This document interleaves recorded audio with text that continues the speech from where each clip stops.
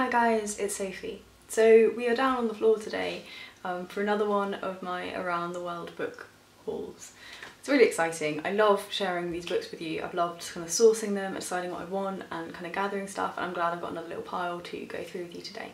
So the first one I have is my pick from Afghanistan, and this one is A Curse on Dostoevsky by Atiq Rahimi. This sounds fantastic, the cover is beautiful, and I'd known that this was the one that I wanted to read from Afghanistan for a while. So the story is essentially that there is a young man who is very familiar with the book Crime and Punishment, and when he murders a woman he has kind of echoes of this book in his mind and decides he's not going to kind of kill the bystander that he knew sort of watched the murder, and he's not going to steal from the woman. Instead he's going to hand himself in for his crime and kind of rightfully accept his punishment. But the Afghanistan he attempts to do so in is filled with so much violence that it becomes a kind of farcical exchange of this man trying to make someone punish him for a crime he's committed. I think it sounds great, really different, and yeah, I like the idea that it's kind of playing with like literature, like Russia and Afghanistan. I think that just sounds fun. Yeah, so I've known about this one for a while and it was one I was dying to get to, so good to have this one for next year. So the next one I have is another one that I knew I was going to get to, or rather I knew the author was one I was going to get to. This is for Angola, and it's the Book of Chameleons by Eduardo Agualusa. I read, I can't remember what it was called, his book that was shortlisted for the Man Booker International in 2016, and really enjoyed it. It was one of my favourites from that year, so definitely wanted to get into more of his work. This one is about a man who, his trade is that he deals in memories, so taking them away from people who no longer want them and selling better memories to people with wealth who want to complete their past, complete their kind of life by eradicating that bad past and building themselves something positive. Yeah, I know that it's sort of being fairly highly praised. Obviously it's a short one, as sort of all of these are, but yeah, I really love the writing in the last one. Like, I underlined a lot of it, so I'm really looking forward to this one as well. It's another one that's been on my TBR for a long time. And the next one I have is like an Austrian psychological thriller. I think it sounds great. It's from Empress. Now, they were so kind to send me like a number of different books from their catalogue, because they specialise in translated European literature, which is great because obviously I'm like looking all over for interesting things from Europe and from around the world, so I was really happy to be able to work with them. Now this one is called The Empress and the Cake, and it starts out as a bit of a like strange story in which an old lady offers a younger woman a piece of cake, and she takes the cake, and somehow this turns into her kind of reenacting like the old Austrian Empire, and she's got all weird like things that she's kind of gathered that are like souvenirs of this time, and eventually she tries to sort of make this woman come with her to this grand heist of a royal cocaine syringe. It sounds mad, but I just kind of want to see like actually how does this work. Also, like, I want to know if it's set in present day, because I feel like that would be somewhat more interesting, like literally a mad old woman who believes that she's living sort of hundreds of years ago. Sounds fun. And so the next one's my choice from Chile. Again, I knew I was going to choose this author but wasn't sure which one. Grant offered to send me this one of his books and I thought great, I was already kind of looking for him.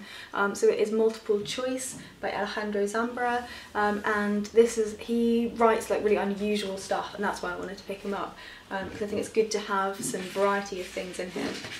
Now this is all a book given to you in multiple choice format, so it's a kind of like a tell your story type thing. So they'll give you sentences and then they'll say what order do you think it goes in. So what I'm going to do with this one, and again it's one I'm really excited for, is I'm going to go through with a pen and I'll put a colour at the front and date it, and I'll go through and I'll answer the questions as I am now, and then I think I'll reread it in the future with another colour pen and see if I get the same feel, if that's how that works. But yeah, that's my plan anyway. I think it sounds like fun, and I've just, yeah, it's another one that I've kind of seen knocking around, like his work, and thought that sounds like it's something interesting to play with, so yeah, that one. Now the next one is one from Côte d'Ivoire. I think it's going to be a difficult read, to be honest, but I kind of wanted to have a few of these kinds of stories in here to be challenging myself. So this is a story about child soldiers. This one is Allah is Not Obliged by Ahmadou Kourouma. And yeah, this is essentially about a young boy who finds himself at 10 years old fighting in a war, and it's supposed to be kind of funny as well as horrific, and I don't know anything about the country, so I'm hoping that I'm going to get a little bit of a sense of child soldiers, a little bit of a sense of the country itself, and just kind of, I guess, learn a little bit more about that element of the world, because I really don't know very much. But it's a really nicely published book as well, so I'm glad to have found that one. I think Vintage did this one. So the next one is about people displaced from their homeland, but I think that's quite an important story to tell too, so I think hopefully this one should be interesting. But this is my pick for Croatia, and this is The Ministry of Pain by Dubravka, Ugrešić.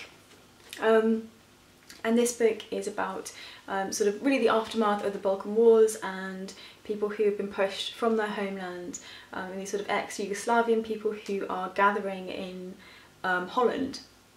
I think it's in Amsterdam. I think the book's centred in Amsterdam, and it's about a woman who teaches sort of history and languages, who finds all of these people, these refugees essentially, and kind of tries to teach them about what their country was, and they're kind of kept in this little bit of a bubble where they're learning about where they've come from and the history of where they've come from, but they can't feel like they have a link back. I believe that stuff develops and there is then a need to revisit that and potentially go back, but I don't know yet. It's just an interesting one, and it came up a lot. Like it's shortlisted for the Independent Foreign Fiction Prize. It's got Susan Sontag on the front. Like, it just seemed to have quite a good hype towards it. It was quite hard to find, however, and it's a little bit beaten up, you might be able to see, and that was as good quality as I could get it. But I think that's going to be a little bit of the order of the day with the Around the World, just because there are fewer of them to find. So the next one I have is my pick for Denmark, and this one is Borderliners by Peter Hoeg. And this one just really appealed. Like, I had a number that I was thinking about with Denmark, and even though this is ugly, I just really want to read it. So it's basically about a kind of social experiment. It's fiction, but a social experiment at a children's school in which children's time is sort of very regimented and recorded, like almost to the minute. And it says, like, I'm going to read you the thing from Goodreads because it just sounds a bit mad, but hopefully that's kind of a little bit what it's like. It says the only hope of escape is to break through the threshold of time and space. So that makes it just sound like a really interesting, like a really mad book. But yeah, so it's kind of like breaking down society, I guess, and how can you get out, whether that means like a literal break with time and it turns into something kind of magical or strange, or whether that is kind of them disconnecting from life. I don't know, but I just thought it sounded like one that was really interesting, up my street. Reminded me a little bit of like John Burnside in a way, like the things you can do to children when you think you know what's best. So yeah, there's that one. And the next one I have is a country that I thought was going to be really hard to find, and it wasn't too bad, but it's Djibouti. Now, it's an African country. The only thing that I know about it or knew about it, or know about it like now, is that my ex-boyfriend said that it was like the biggest shithole on the face of the planet. Like, he travelled a lot around the whole world with his career, and said that Djibouti is one of the like most sorrowful, horrible places that he's ever had to go to. So that's all I really knew. And this is in the United States of Africa, and I think it's supposed to be quite like satirical in tone, in how it's kind of talking about Djibouti, and I really want to know more about it as a place, and that's why, even though it's like it's not one of the obvious ones to go for first in terms of buying, I just really wanted to find out a bit more about Djibouti from people who are from Djibouti, because whilst it may well be a shithole, I doubt that's all there is to it. So that's one that will be interesting to get my head into and learn a little bit more about, I guess. And there are very few books from Djibouti, so I expect a fair few people who've done Around the World may have read this one. So if you did have any thoughts, do let me know down below. And the next book I have is one from Indonesia. Now, it's set on a small island in Indonesia, and this one was longlisted for the Man Booker International in 2016. I didn't pick it up at the time, but it is Man Tiger by Eka Kurniawan.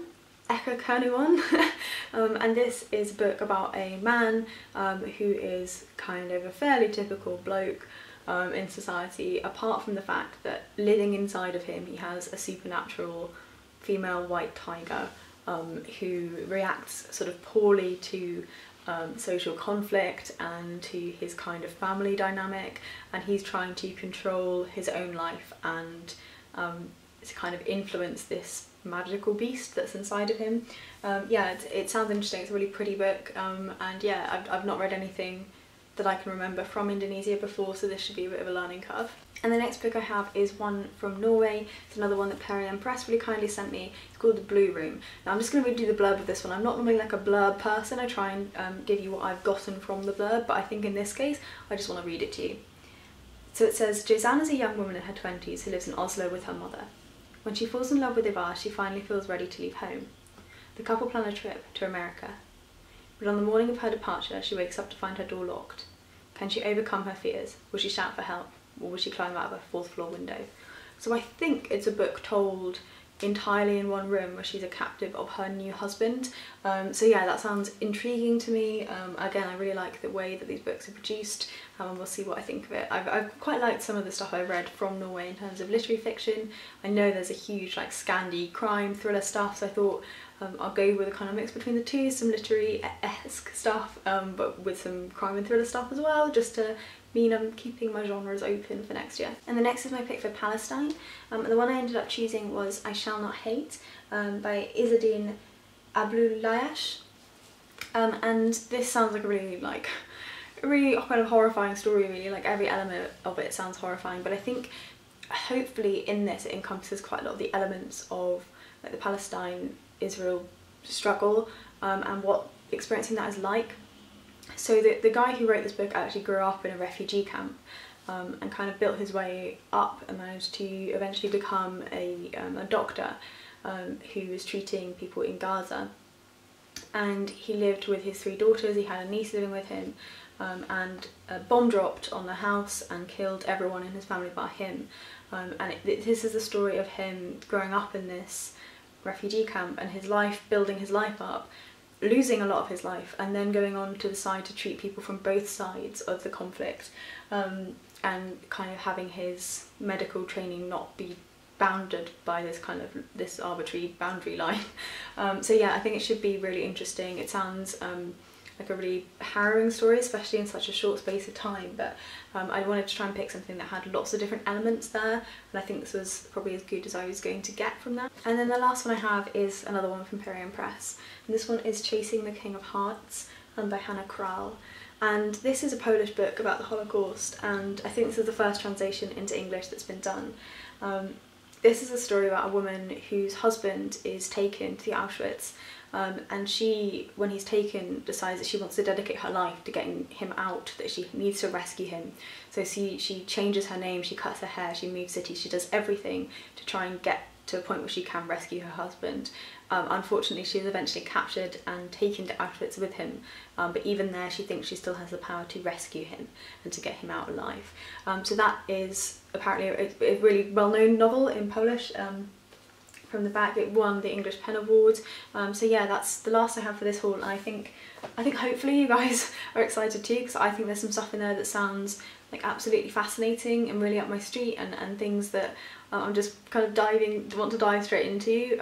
I wanted to, with this challenge, make sure that I'm keeping a mix of genres in there, because it would be very easy to go for the highest like literary kind of novel of each of the countries, and I think whilst I love literary fiction, I could find myself getting stale after a year. So I'm trying to mix some stuff in. I've got some kind of mysteries, some thrillers, some non-fiction, some different kinds of stuff. I'm still going with my Around the World challenge in terms of finding books and choosing books, so do leave suggestions for countries down below if there's any that you can find on my Dropbox that I haven't got yet. Perfectly happy to take any more suggestions, and yeah, I'll see you again soon in another Around the World book haul. Bye guys.